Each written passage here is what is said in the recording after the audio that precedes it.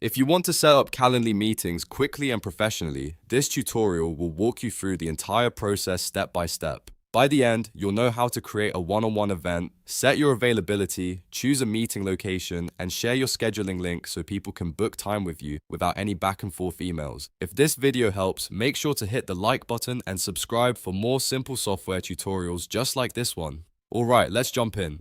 First, log into your Calendly account. Once you're inside your dashboard, look for the Create button. This is where you begin setting up a new meeting type.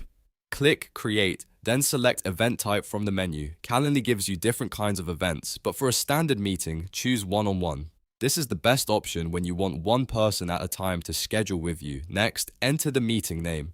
This name is what your invitees will see, so make it clear and simple. For example, you could name it Discovery Call, Client Check-in, Interview, or Intro Meeting. After that, set the meeting duration. Think carefully about how long you want each meeting to last. You might choose 15 minutes, 30 minutes, or 60 minutes depending on the type of call you're offering. Choosing the right length helps people book the correct amount of time and keeps your calendar organized. Once the name and duration are set, click Continue. Now Calendly will take you to the next part of the setup, where you can define your availability.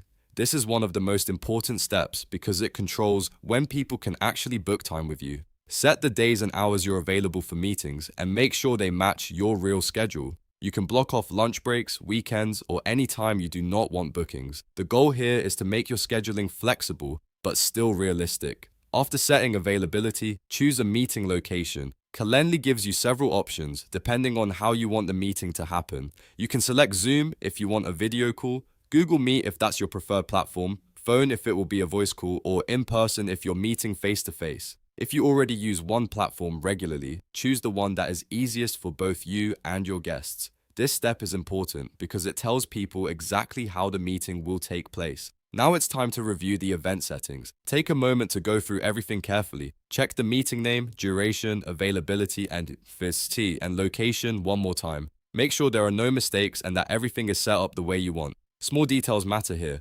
because once your scheduling link is live, people will start booking based on these settings. If anything looks off, go back and adjust it before moving on. When everything looks good, click Save and Close. This saves your new Calendly event type and makes it ready to use. After that, Calendly will give you a scheduling link. Copy that link and share it wherever you want people to book time with you.